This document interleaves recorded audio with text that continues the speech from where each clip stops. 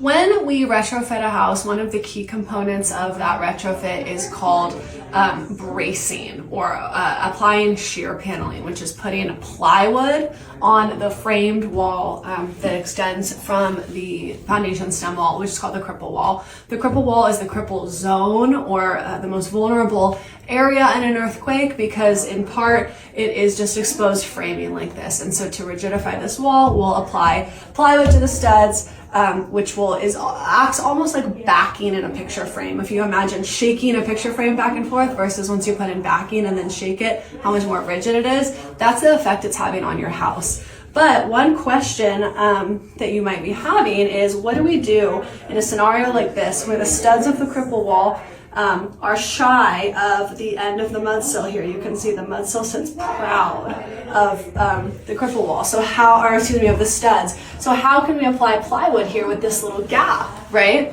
What we do is the application of what's called blocking, this block here in between the studs.